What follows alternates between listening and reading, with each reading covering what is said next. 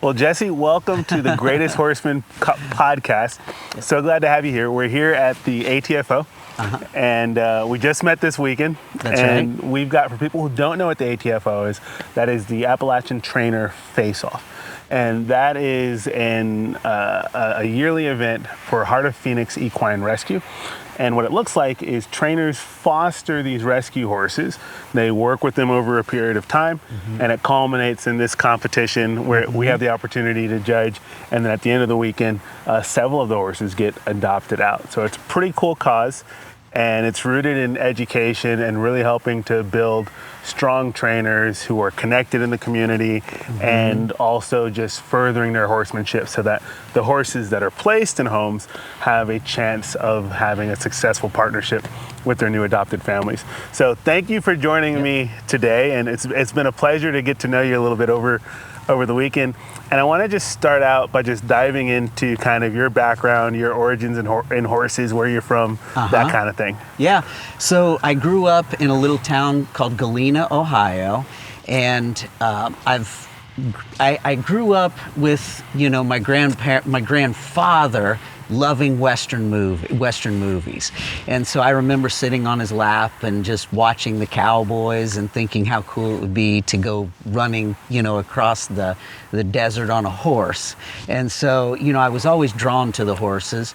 And I even, as far back as I can remember having toy horses, even being in, my playpen. So apparently I was brainwashed when I was young. So I've always had a fascination with horses.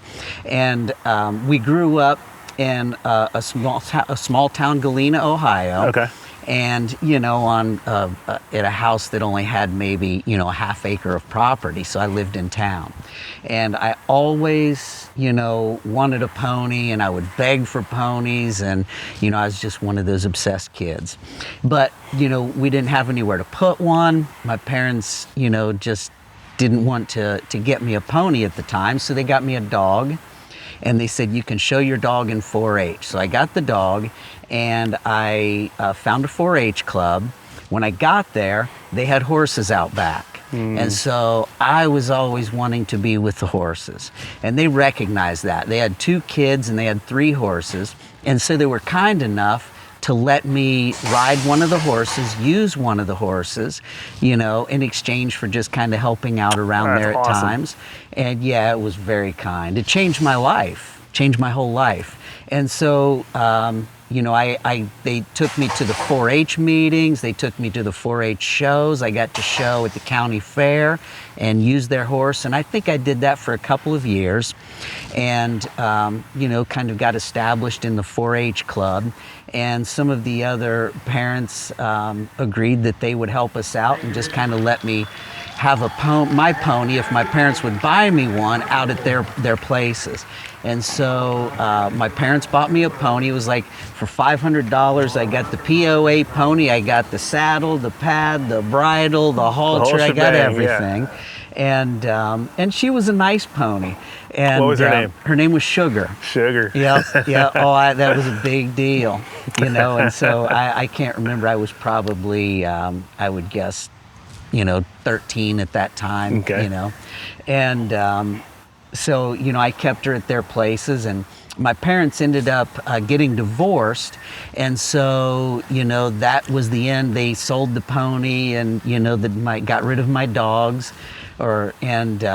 So, yeah, that all came to an end. But I still really wanted to ride horses. And my brother started dating a young lady when he was in high school, and her stepfather trained reining and pleasure horses on the side part-time. And he told me his name was Don Corbin. And the first family that helped me were the Carvers. And so just want to give them some credit. Thank you all.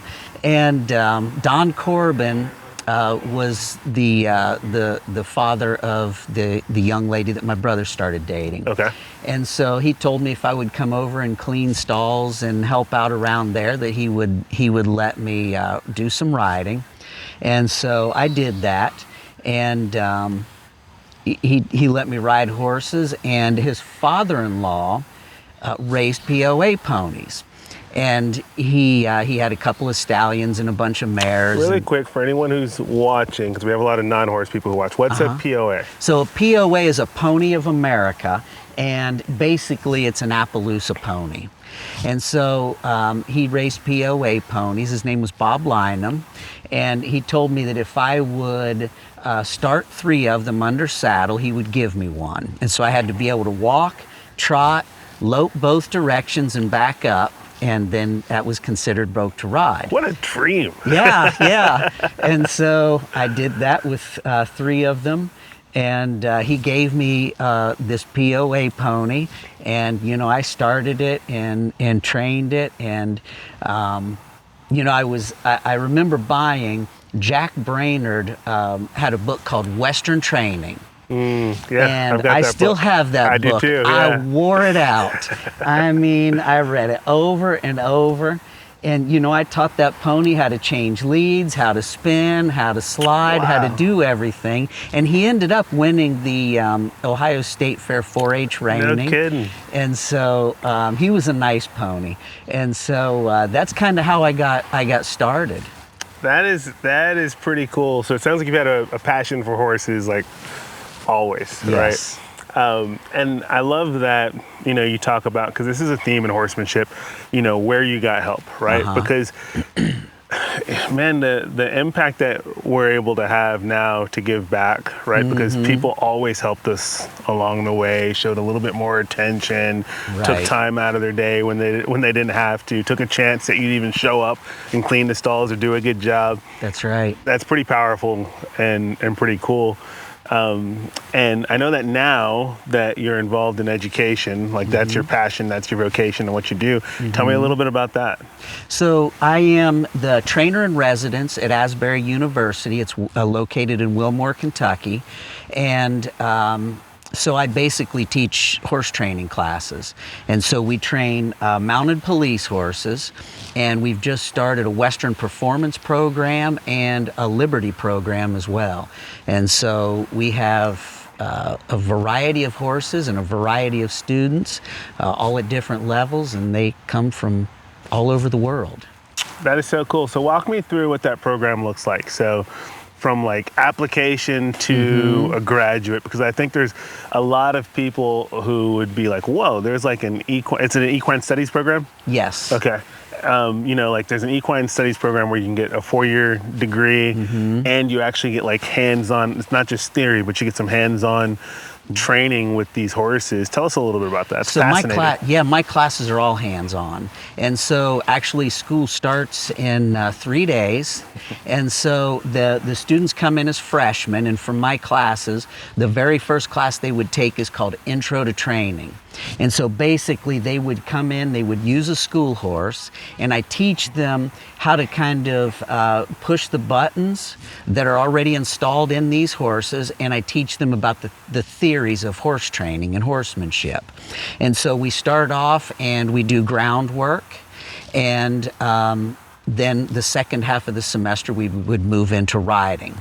And so after that class, we purchase in the fall every year, we purchase weanlings that have they've come from all over. And so we buy draft crosses for the police horses, and we buy quarter horses for the service mount program, and we use both of the draft crosses and the quarter horses for some of the Liberty classes, but they don't get into the Liberty classes until they're juniors and seniors. Okay.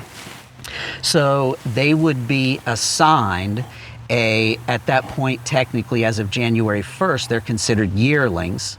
And so they would be assigned a yearling their freshman year, the spring semester of their freshman year. Okay. And they would take that horse through the rest of the program for all 4 years. And so they would train it. So if it is a service mount, for instance, we would take it through groundwork as a yearling and the beginning of its 2-year-old year, and we don't start them under saddle until the end of their 2-year-old year in the fall. Okay. Now the quarter horses, they would be assigned a weanling, and we would take them through the groundwork, and they would start them in the spring semester.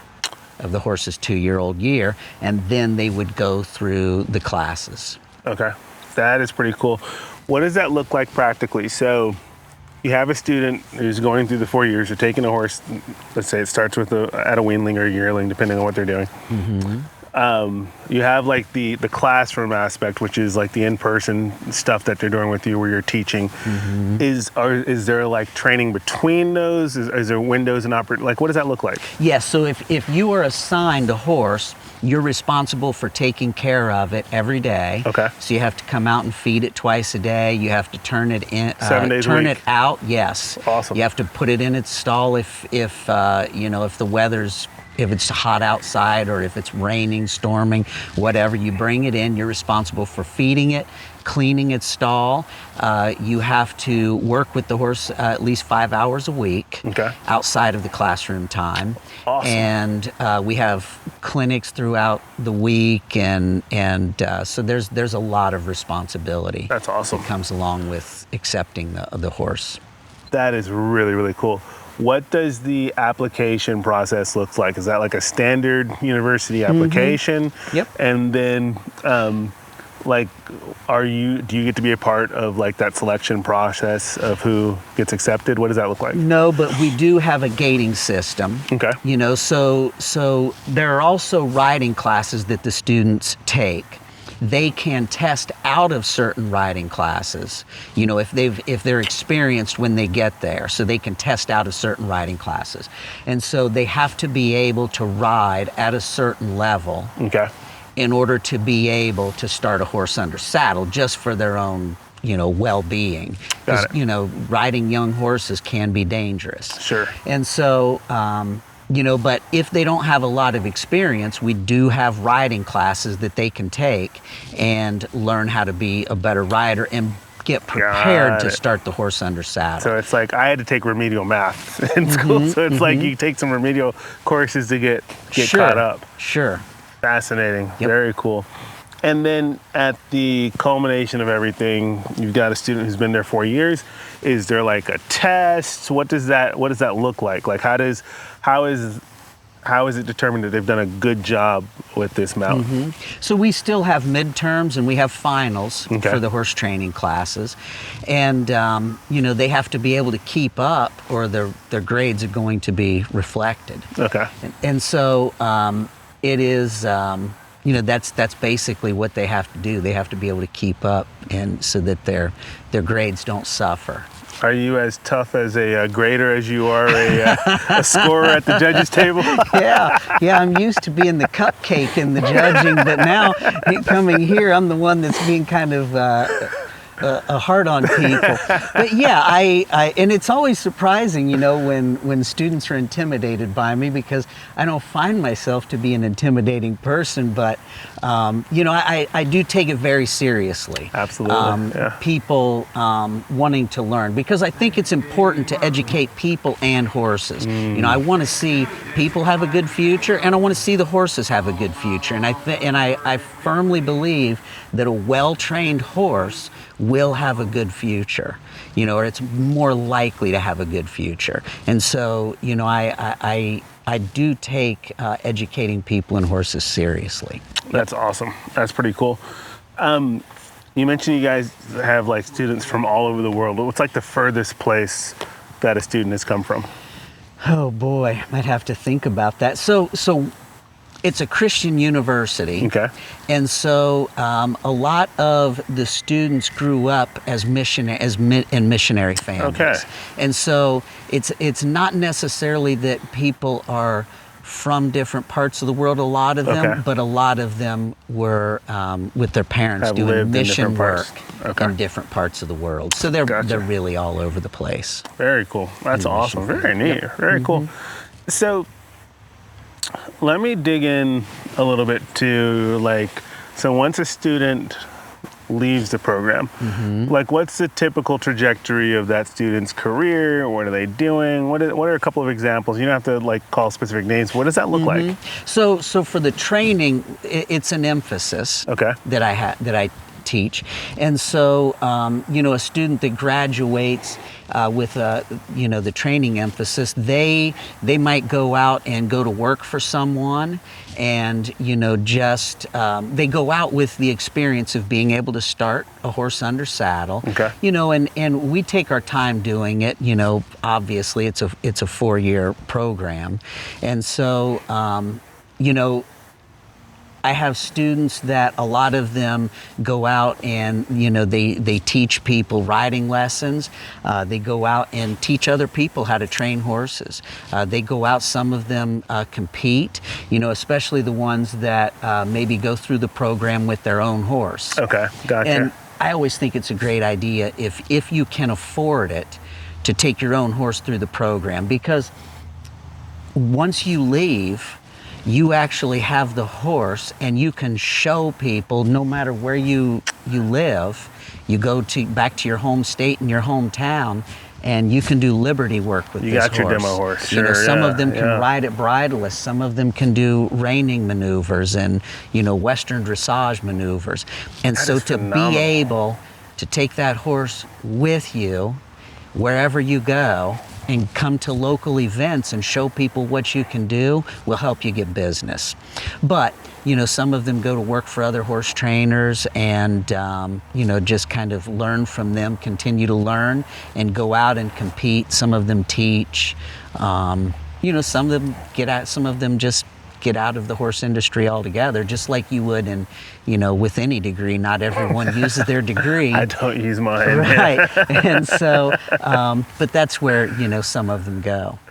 That's pretty cool. And that also speaks to the quality of the program, that, people after just 4 years are able to walk away as professionals, being able to do work at Liberty and high levels. That's pretty incredible. I feel like sometimes in the horse world, people want results quick. That's right. Right? And actually, that's why I don't like doing a lot of clinics and things like that, because I feel like I go in and I teach someone for 3 days and leave and maybe come back next year. Sure. And it just doesn't seem like I want results. And so I like this situation because I get these students, and if they want to immerse themselves in this, they can. And so I make myself available as much as I can, and they have access to the horses. And, it's up to them how much work they want to put into it. And a lot of them really dedicate themselves, and, they'll take the service mount classes, which is the police horse training. Okay. They'll take the Western performance classes, and they'll take the Liberty classes as well. And so I like that long-term teaching and training. So because I want to see people actually get somewhere. Yes, and you're like, it's a variety, I should say, of disciplines that they're getting exposed to and access, and they all build on and help influence one another, which is incredible. Really, really neat. Tell me a little bit, what's the academic side of that look like? As far as what other, I guess you're typically going to go through your basic general studies and stuff like that. What does that look like? You mean on campus? On campus, yeah. So, they would just, so you might have to cut all this stuff out. so I'm in an interesting situation, because I didn't come from a world of academia. So and some of this we can leave in. Yeah, no, but I don't know a lot about what goes on campus, because I did not go to college. I have a high school diploma. Okay. And so I worked for some world-class horse trainers. And then, I've traveled around, I've judged events all over the United States, Canada. I judged the Australian National Championships in reining twice. And so I was an NRHA judge for 13 years. And I've also traveled around and taught clinics and things like that in other countries. Also the Road to the Horse, right? I've judged Road to the Horse the last 4 years. I've judged a lot of events.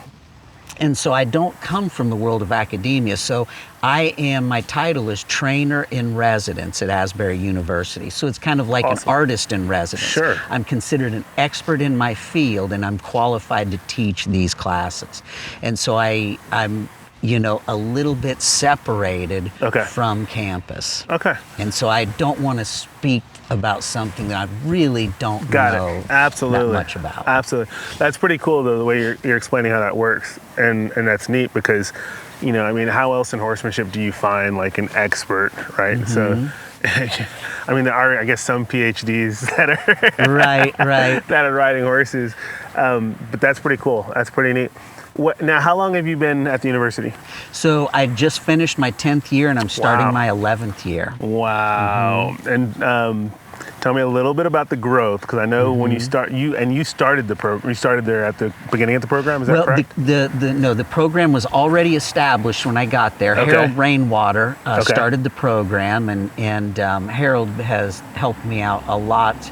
As far as being involved, he hired me Okay. and has helped bring me along and bring the program along. That's awesome. And Harold, just an interesting fact, I think at this point he is the longest tenured mayor in the United States. Oh, the wow. United States. So he has been the mayor in Wilmore, Kentucky. I think it's for 50 years. Oh my goodness! And Wow. but he started the program, and so it was already established. And he just needed some help with getting the horses to a better place. Gotcha. And so when he brought me in, they had the police horse program or service mount program had Okay. been going on for a while, and they were having trouble selling the horses. The horses were being sent back because they weren't trained well enough for the officers to be safe out on city streets. Got it. Okay. And so they had, I think it was 5 horses there, and if I remember right, they were 3-year-olds. And so the first group of police horses they started with, they gave them all the name that started with the first letter A, and then it was B, C, D. And so when I got there, they had these H colts. And they asked me if we could train these horses, and so we picked 5 students that were good riders, and I helped them, and we started these horses and we trained them, and they turned out to be nice horses, and we were able to sell them, if I remember right, it was for $3,500 a piece. Okay. And they all went out and they all stayed. And so that's where, the service mount program has really grown from there. And I think last year we sold 16 horses Okay. that left. And actually it would be this year in May. And they sold for quite a bit more than $3,500. And so That's awesome. the service mount program has really grown and it's doing well. That's pretty cool. Yeah. What are you still with the alphabet with the names? What are you at now? Like PQ? Where are you? Yes. Yeah, I would have to I can look at my notes here. We have, we are at Q. Q. Okay. I know, and I think we're even further, but I'll double check here. I have a list I can pull up. You got any Quincy's? What do you got? Quimby, Quigley, Quince. Yeah, we have all those names. But Not I'll a have lot to of look Q it names. up. That's Yeah. awesome. That's pretty cool. Very cool. Okay, and so let's go back. So what I'm hearing though is with the program, like the culmination is getting these horses safe for these mounted patrol officers to be able to ride them. And we were talking about this at dinner. They might be great officers, right? But they might not have like an advanced level of horsemanship. So these horses Right. have to be like super, super quiet and safe, right? Right. And so, we have draft crosses, and in the past we had a lot of Percheron thoroughbred crosses, and we're starting to try to find more of the quarter horse crosses because they're naturally a little more quiet.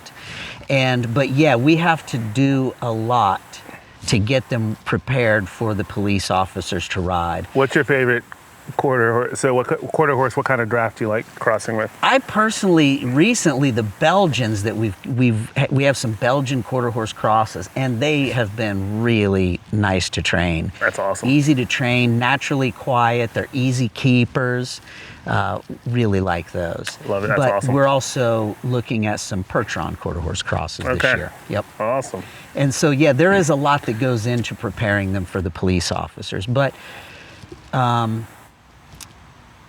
you know, a lot of them are just police officers that are learning how to ride a horse. Most of them don't have a lot of experience when it comes to riding horses. And so, but, you know, the units are doing a really good job of getting them lessons, bringing in trainers, bringing in clinicians, you know, to improve the level of horsemanship. You know, and the other thing, the great thing about the mounted police officers is, and I hear this over and over, is, you know, no one wants to approach a police officer that's in a cruiser.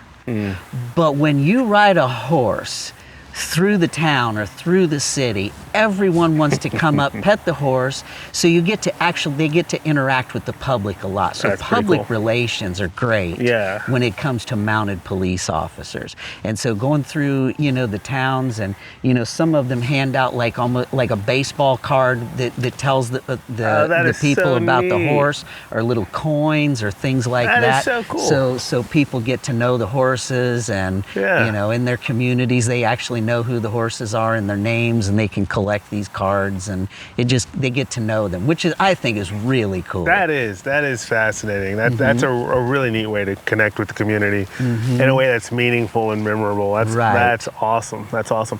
How much do you know, once you guys sell a horse to a unit, right? Is that the end, or is there any continuing education from you guys? You get to be involved throughout the process while they're getting acclimated with the horses. What's that look like? So usually, first of all, most of the horses are sold when their yearlings are the beginning of their 2-year-old year. Okay. So the departments will come in and they'll buy them, and then they continue through our program until April or May, when the spring semester ends. Okay.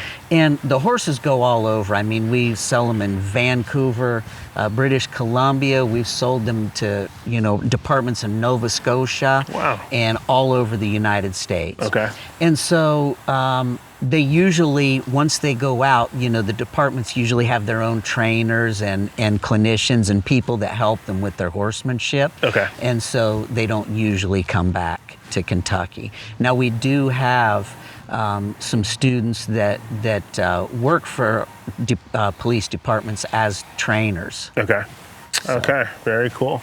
Have you ever just happened to randomly come across one of your ponies before? I not really. I don't get into the cities much, but I know the students that train the horses. They become very attached because they spend 4 years with them going through college, and so when things get stressful on campus, you know, they're out at the barn spending time with their horse, getting to relax. And they do get attached, and so they do keep in contact with the departments, and they also go out and visit their horses. In the different cities. So yeah. Very cool. I've got so many questions on this because this is so cool. How do the units select for a horse? Because, you know, in general, like people, like everyone says, like, I want the quiet horse, but they look for the pretty horse, the stocky horse, and this. And I gotta imagine it's probably not much different. What does that look like? Yeah, you know, some of the departments have trainers, and they'll bring their trainers with them. And some of them, you know, the departments just come and they want a pretty horse, you know, and so the big horse that, you know, maybe might not be the best fit for this police officer who's inexperienced, you know, we will tell them what we think about the horse. We will give our honest evaluations about the horses. And so, you know, when they have trainers, they'll come out and, you know, they'll evaluate the horse, and, you know, they're always going to look at them structurally to make sure that they're good, you know, they have good conformation. And, you know, they'll all do, so they put a deposit down on the horse when it's young. And then they give us the remainder of the money before the horse leaves. And so if They buy a horse, and the horse goes through the program. All the departments do a vet check before the horse leaves. Okay. So if the department comes in and the horse doesn't pass the vet check, then the money that they had deposited on that horse can go toward another horse. Got it. And so they don't have to take the horse. Makes sense. Yeah. But they will come in, and a lot of them, they will spend time with the students. Now, there's the police horse colloquium is coming up at the Kentucky Horse Park, and it's in about 3 or 4 weeks. And so basically that's like an expo for mounted police officers. Okay. And so that is only about a half an hour from the school. And so there will be lots of mounted police units at the Kentucky Horse Park. So it's a time where a lot of those departments will come to the school, look at the young horses that we have available, and put deposits down on them. And so they get to spend time with the students that are training the horses with us, and we will take horses to the colloquium so they can see them there as well. Got it. Yeah, that's pretty neat. That's really cool. And then as far as selecting the weanlings or yearlings that you guys are going to be working with, is that something that you do as far as selecting those horses? What does that process look like? How do you choose a horse that you feel is going to be a good fit for the program? Right. So when I got there, they were PMU foals from Canada. But explain, if you would, for people at home who might not know, what's a PMU foal? So they would collect the urine, and I don't know exactly how it all works, but they would collect the urine from the mares. And so it stands for pregnant mare urine, right? Okay. Yes. So they would use it for like birth control pills and things like pharmaceuticals. Pharmaceuticals. From what I understand. Sure. But they were PMU foals when I got there, but that program no longer exists. And so now we just have to go out and find them. So, at this point we're looking at horse sales, and we have people that are breeding horses specifically for us at this point, because they know that they have an outlet for these horses. And so they might have, a draft mare and breed it to a thoroughbred or a quarter horse stallion. And, they send us pictures and we might go look at them. But, at this point we kind of take the horses that we can get that we think will work for us. But we've been able to find them, in Kentucky and Ohio and the surrounding states. Pretty cool. What percentage of horses make it through the program as far as, in that, I guess, 4-year span? Or are there some where it's like, this one might need another year or two, we're going to hold it back? What does that look like? Yes. And so I would say probably 75% at this point. That's pretty good. Yeah. Yeah, and a lot of it is in starting out with the right horse. Make sure you have the right horse to start with. And so, we have some that maybe had some health issues along the way. And got behind in their training, and then we have some that we'll discourage the departments from taking them, even after they have put down a deposit. Sure. Because we just don't feel like the horse has the right mindset to do police work, because it's not just about keeping the police officer safe, it's also the general public. We have we had a horse that went to Louisville, Kentucky several years ago, and we do a lot of desensitizing at the school. Yeah. And so they said we took the horse out for the first time, we wanted to take it somewhere that was low key, so we thought we'll take it out just to a park and ride it around at the park. And so they took it to the park, and they said there was a kindergarten class on a field trip, and so they're standing there on the horses, and the next thing you know, this kindergarten class just comes running up, surrounds the horse, and they're all petting it all the way around. And they said the horse just stood stock still, it didn't bother it at all, but we do a lot of weird things to them to get them used to that. And so, that is an example of a horse that really was suited for that job. You know, he was just fine with all these little kids coming running all the way around him and wanting to pet him. And so, you know, we want to make sure that people are going to be safe, the general public, and the officer is going to be safe as well. So if we have a horse that we don't feel like is going to work, you know, we're going to be clear with the department that we don't think this is a good fit. Sure, too much at risk. Yes. People at home might not know this, but I so admire what you do, because that is literally, in all of the equine industry, preparing a horse for that is the hardest task to do. It takes so much intentionality. You have to be methodical. There's a lot that goes into it. Yeah, and people don't really think about, when you have a horse in the public, you know, because most people don't ride a horse in a public setting, but there's so many things that seem normal to us that can freak a horse out, like a trash truck, or, you know, an 18-wheeler with air brakes that are going off, or the refrigerated trucks can drive them nuts, right? A kid walking by with a bunch of balloons, you know. Parades. Oh, God. Marching parades. bands. You go to a high school football team and you have the drums. Those are things that, yep. Like there's skateboards, something with casters on it. You know, so I used to do a program in San Antonio and a couple of other cities to help train carriage horses, which similar, you know, they have to be like, they've got to be okay with anything coming out, because you never know. Right. You never know. When I did that, that gave me, I'm not gonna lie, a lot of anxiety. Yeah. Oh yeah. Absolutely. How are you with that? Knowing that you have all these horses out there, are you at the point where, you know, you feel pretty comfortable with your program and where you are there? Or there's sometimes you're like, you know, I just hope I don't get a phone call that. Oh yeah. There's always some anxiety that goes with it, because, you know, you can't prepare them for all the environments they're going to be in. Right. You know, a helicopter landing. Sure. You know, we can't bring in helicopters. And so really it's about, you know, the physical control you have over the horse has to match the emotions that they're going to feel in some of the environments that they're in. And so if, you know, like on a scale of 1 to 10, the physical control you have of a horse on a scale of 1 to 10. If I only have, you know, say it's in. So when I teach, I start talking to my students and teaching them about these things. You know, I'll say if I put a halter on a horse for the first time, and I'm out in a big arena or an open field, I'm not going to go walking at it with a flag. I don't have enough physical control to help the horse understand what I'm trying to teach it. It's just going to pull away from me and run off. Yeah.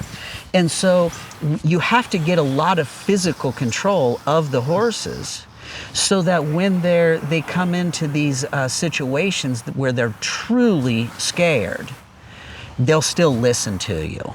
And so it's, and that's why, you know, I like the idea of doing more advanced type maneuvers with horses, because it is, you're getting more detailed about the physical control you have of the horse, whether it's spinning or a canter pirouette or lead changes or even sliding stops. You know, I want to know that, you know, when I go fast on this horse, I can stop it quickly. I want to know if I'm going fast, I can steer it easily. I want to know if I challenge this horse to do something it doesn't necessarily want to do, it will do it. Because if I go out and the horse gets scared and it goes into flight mode, it'll still listen to me and respect the cues that I have installed or taught it. Gotcha. So I think it's important to get a lot of physical control over the horses, so that when they're out in an environment where they're scared, you can still control them. Gotcha. So I'm hearing like a lot of groundwork, prep work, being methodical in those details, right? So that because the environment might change. It is going to change, but yes. what you've established and that communication is always going to be the same. Right. And so you can always go back to directing, consoling, right. giving them the leadership in those moments, so that they don't feel like they're they're by themselves or those Right. instincts start to kick in, right? Right. And it's not about trying to dominate them and make them reactive to you. It is about building trust and getting them to respond to you in difficult situations. How do you help to have that building of trust transfer to the next rider, right? The officer that's going to be. It's a two-part question.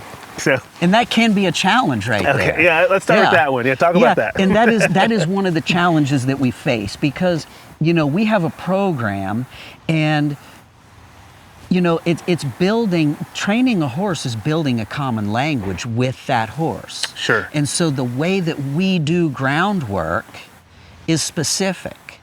And so when we teach the horse, ideally, the police officers can come and spend time with us to learn about the program. So basically, they know how to communicate with this horse.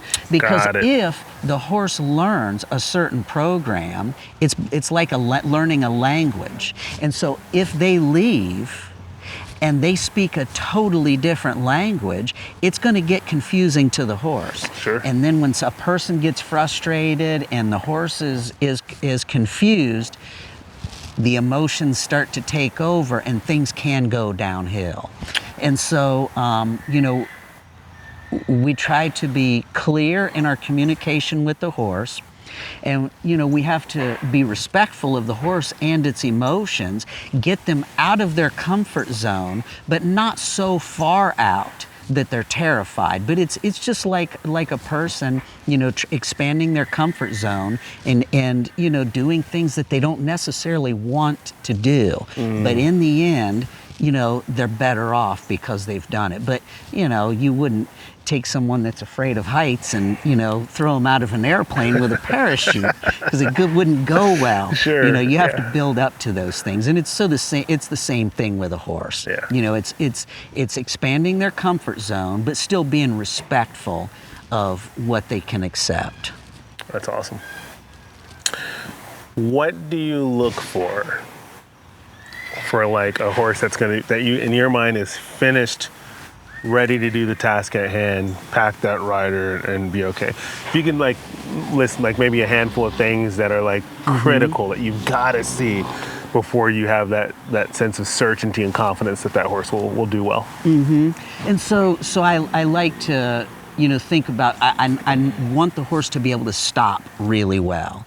It's kind of important, yeah. I want the horse to go forward every time that I ask it to go forward. Oh. And so, obstacles are a great way to challenge your horse, and go right, left. It's basically all the foundational body control that you need when you're riding a horse or leading it. It's forward, backward, right, and left. Those have to be solid, because I don't want a horse, if something scares it over here, I don't want it to bolt to the right. Right. I want it to respect that boundary that I've established and not go through my hand, not push through my leg. They have to stay straight. I want to teach them to face their fears. And so it's a lot of it would be theory. It's like a horse trailer is a great example of something. All I want that horse to do, if they're afraid to load into a trailer, is investigate it. Just go up. You can bite it. You can paw it. You can lick it. You can do whatever you want to do. You're afraid of it. And my goal is to get it into the horse trailer, but the first thing they have to do is investigate it. That's what you're afraid of. Just look at it. Just look at it. I'm going to release the pressure now. Step up a little closer and teach the horse that theory that if they're afraid of something, they can investigate it. And usually, and we never put it in a situation where it's going to get hurt. And so we kind of build their confidence that way and teach them. So like another great example is, teaching them that if they face something, they can control that thing. So like, sure. Using a stick and string or a flag or a whip or a tarp, whatever it is, we teach it when it's afraid, it looks, we release the pressure. Horses always go to where they find relief from pressure. And so if we teach them that if they face something and go to it, we release pressure, it builds their confidence in going to things that they're afraid of. Sure. And so like crowd control is something, we bring in students with pool noodles. And, they'll wave the pool noodles and scream, and we teach the horses, you walk toward them, and we tell the people to back off. And the horses start to think, oh, I control these people. I hear all this noise and see these things waving, I walk at it, they back off. And then we teach them to actually push them, to physically push them. And so once they start waving, they get a little more confident about pushing these or facing these people. Then we teach them to approach them, and then they back off. And then we teach them to touch them, and they back off. And then we teach them to push them, and they back off. So we're building the horse's confidence in that if they're afraid of something, if you go to it, you can control it. That's pretty cool. And I'm hearing like the foundational, and this is with everything, right? Like the foundations are so important. Right. Even people at home, most people who are struggling with their horses, which is a lot of riders, right? Have fear and anxiety and worries. But if you really boil it down, most people, especially now, most people are trail riding, right? So they just want their horse to stop when they say stop. Go forward when you ask me to go forward, and go left and right, and not spook, Sure. Not blow up, stay with you, face your fears, like you're saying, stay between your legs and your aids to stay with you.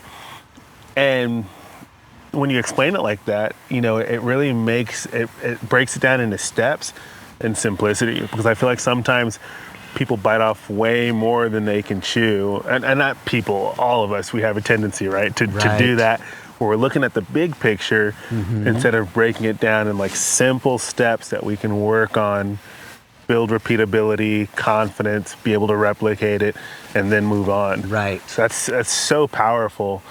I'd like to dig in a little bit more to the desensitizing and just kind of get your take on that, because it's interesting. There was one point, I feel like, in the industry where everything was desensitizing, right? And now I feel like it's moved radically, where everyone's like, oh, you don't need desensitizing. Desensitizing is stupid. Like, why would you desensitize your horse if you want to sensitize your horse to do stuff? Like, tell me where you fall on that, and like kind of how you see desensitizing, how you use it in your program, and how it's effective. I'm also curious to know if you see areas where people are desensitizing and it's not as effective as it could be. Yeah, I think, you're right. The desensitizing is something that, a lot of people have been talking about lately. So I want my horse to be sensitized to me as far as whether I'm doing groundwork or I'm riding it. I want it to listen to all of my cues, all my, my hands, my legs, everything. I want it to be sensitized to those things. But the things outside in the world, I want it to be desensitized to. And it's not, because I do believe you can, timing would be important in desensitizing. Like for instance, if you're starting a young horse, I think you can desensitize them so much that they think they're supposed to stand stock still no matter what. And then you get on and you can't get them to move. Sure. And you're hitting them with a whip and you're kicking and doing all those things, but you've literally taught the horse, just stand still and accept whatever I throw at you. I'm picturing this big drafty Belgian that doesn't want to I see her all day. Right. And so, we're not going to desensitize them to us as far as asking them to go forward, move, go right, left, stop, back. But, we're going to teach them to, like I said, approach things that you're afraid of, investigate your fears, basically. But we do desensitize them to a lot. but not ourselves. Gotcha. And you used that word earlier, yeah, the investigation of the fears, that curiosity, which I think is so powerful and so empowering to the horse, right? Because it's a Right. natural instinct for horses to kind of be curious, even though they're scaredy cats. Like, wait, Right. after a while, like, well, what is behind there? You know? Right, right. Let's check it out. I think that's so cool. Let me kind of we'll wrap up here in a little bit. There's so much I want to talk to you about, but Sure. in the interest of time here, tell me a little bit about what your what your focus is on now, what you're working on. Personally, if there's horses that you're working or different things that you're working on, tell us a little bit about that. Yeah, so really my passion is reining. And so I have 3 horses of my own. And, Okay. and at this point, I don't train outside horses. Okay. We do take some outside horses at the university for the program to train. But I have 2 two-year-old reining bred mares that I'm training, and I'm really looking forward to showing them next year. Awesome. And I have 1 yearling that I raised, and he's bred for reining as well. And Okay. and his mother was my favorite horse of all time. She had him, and she died 12 days after he was born. Oh, my goodness. Through complications of the birthing process, and so he was raised as an orphan foal. And the foal that he was raised with is also with us at the university, and she'll go through the program with a student. Oh, wow. And so, but yeah, I'm really looking forward to getting those horses trained and shown Okay. and reining, and you know, I've taken people and taught people how to train their own reining horses for years, and taken them to horse shows, and some of my students at Asbury are doing some horse showing in the reining as well, and so that's really where my passion is. That's what I enjoy doing. What's a day or a week in your life look like as far as how you're incorporating the reining side of things and training and working on that? What does that look like? And so we have, at Asbury, we have 2 indoor arenas, 2 outdoor arenas, a couple of round pens, and we have, our new arena is 100 feet by 200 feet long, so we can do all the reining stuff in there. And so like this summer, I would get up, and I had some students that stuck around to ride with me all summer, and they were, going to some horse shows with me and doing things like that. And so we would get up in the mornings before it gets too hot, and we would ride and take care of the horses and until lunchtime or so, and then we'd come back out in the evenings and work horses. But school starts on Monday, and so I teach classes Monday through Thursday, and I have 13 classes that I'll teach in those 4 days. Whoa. So That's it's a a lot lot of of classes. classes. Oh, Yeah. my goodness. Yeah, and it's all hands-on. Wow. And so, yeah, Monday I'll stay pretty busy there through the week. Okay. And I spend time out there even outside of class time, obviously with that many students. We Sure. have I have over 100 students that I teach. Wow. And so there's a lot to do outside of class time, helping students with horses. I'll do some clinics out there with the service mounts or the Western performance horses. Okay. And I'll help them outside of class time if they need help. Okay. So I have pretty full schedule Okay. during the week. Okay. And I also do some clinics and do some traveling and teaching people how to train their own horses. So I stay pretty busy. I recently built my own saddle. Oh, So, wow. Yeah. How was that? Oh, it was great. It's something I've always wanted to do. And a friend of mine, Reuben Miller, lives up in Ohio, and he's built a lot of saddles. And so I just went up and spent a week with him, and he walked me through the process. He was building a couple saddles and showing me how to build mine. And so I built my own saddle, and I shoe my own horses. Okay. And so there's a lot that That's I pretty do cool. How'd your outside. saddle turn out? It turned out great.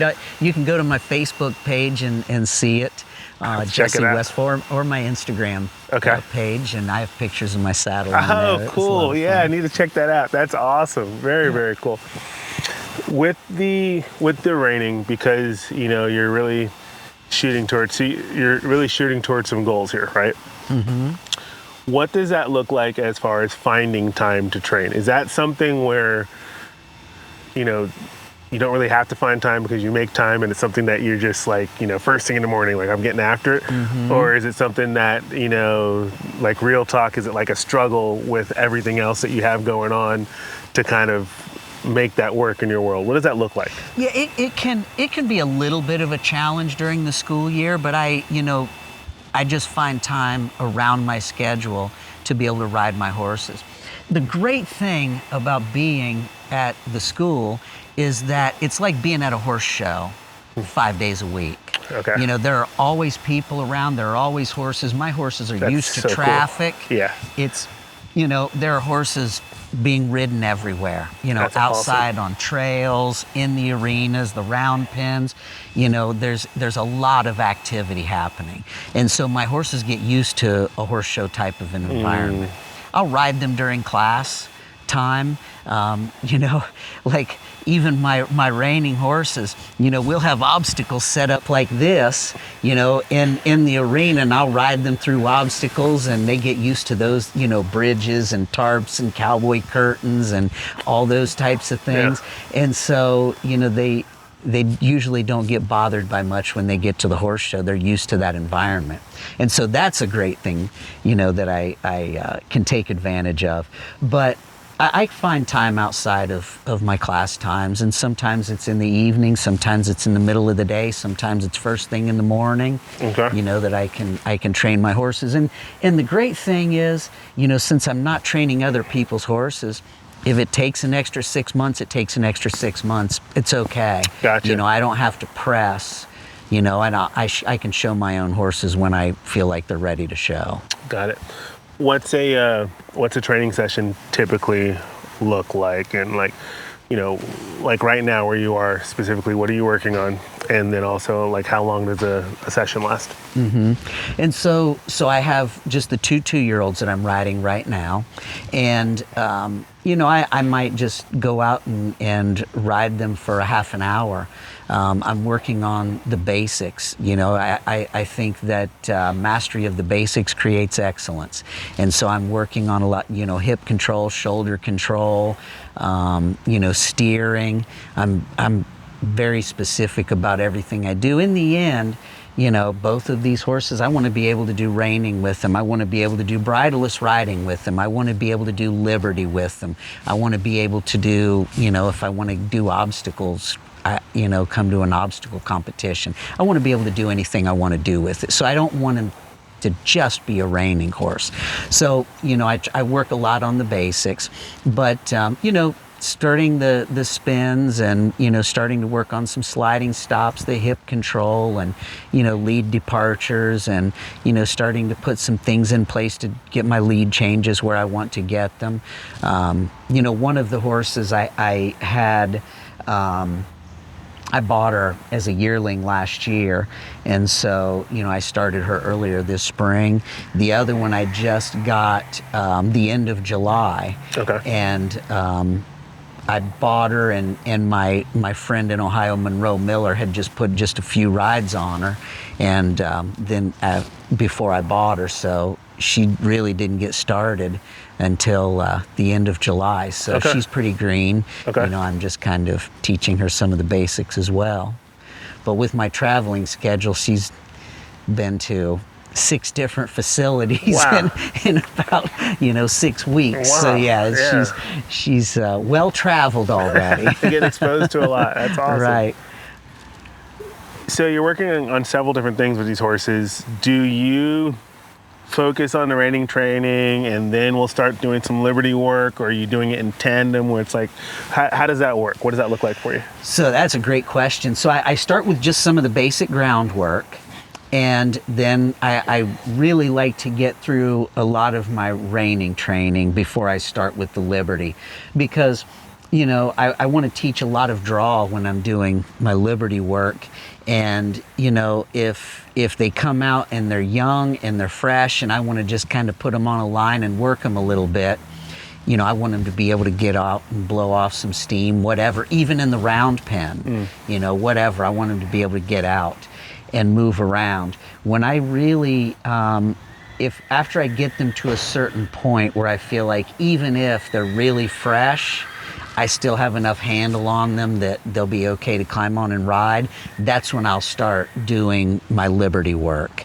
Because I want to create a lot of draw toward me, and I don't want to have to send them out and run, let them run around, even if I get in the round pen. I'm pretty particular, even if I get in the round pen, about I don't want to do a lot of outside turns where that's driving them away. Yeah. I'm trying to create a lot of draw, and so I don't usually start the liberty until I feel like I have a pretty good handle on them when I'm riding them. That's pretty cool, because it sounds like you're very intentional and strategic, methodical in the way that you're working with them. Because I see that a lot, where people don't really think about, don't really have a plan for how they're progressing. They're just kind of going at it. And it's like, for example, I always teach people, sure, you pull your horse out, you might do a little bit of desensitizing, but you don't want to start with a ton of desensitizing, and then now you're going to be working on all these sensitizing exercises, and you're getting after your horse because they're not, responsive and snappy. Get them working, get them breathing a little bit, and get them and then use that rest as a way for them to kind of rest and get that desensitizing at the same time. Kind of the order of things makes an impact. Absolutely. And balance, it's like for us in life, balance is important, and balance in the training of the horse. And really, in building that, like I talked about earlier, that common language, we want to be fair to our horses. And so I don't want something that I'm trying to teach them down the road, I don't want to contradict it from the beginning. Sure. And so knowing what I want in the end gives me a clear path, of what I want to accomplish at the beginning. So, that it is, training horses and teaching horses is so cool because, I love that idea that it's a common language, because you're building words, you're using more words. The more words you can use in the conversation, the more depth the conversation has. And so, if we only use 10 words, our conversation's not going to go very deep. But with the horse, it's the same thing. The more detailed you get about the training that you're doing, it's like adding more words, and so the horse understands you more, and you understand the horse more, and they recognize when other people don't speak this language. And this person doesn't make sense to me, and they can get a little bit concerned. And then, if people are speaking a different language and getting frustrated or getting aggressive, it's like if you're speaking French and I don't understand French, you can scream and holler and get as angry as you want. I still don't know what you're talking about. And so, it is important to be clear with the horses, to be fair with them, and make sure that they understand what you're asking. Their horses are usually willing to comply. They do have so much try. God, they do. And that's what makes them such a joy to work with. It's so fun watching horses figure out. They're such, I call them puzzle solvers, right? You put the puzzle in front of them, and you can give them some direction and help when they need it, and some leadership, but they're always trying to solve that puzzle, and it's in every horse. Every horse has that, and once you find that, it makes everything so much easier. And it makes it more meaningful to the horse because they arrived at the answer, and so they take ownership. And so it's like, oh, this is what I do. Yeah, duh, Yeah, it is. It's it's just like a person. If we're going in to take a test, we don't know the answers to the test, we're not going to be very confident going in. But if we go in knowing we know the answers, we're going to be confident. And when horses know that they know the answers to the questions, they're confident in what they're doing and what their job is. When they don't really know it, things aren't clear to them, they're not going to be confident. They're not going to be secure. And so building their confidence is all part of that, is helping them to understand what is being asked of them. And, that's where repetition comes in. I love that. I have answered this question correctly 1,000 times. Yes, yes.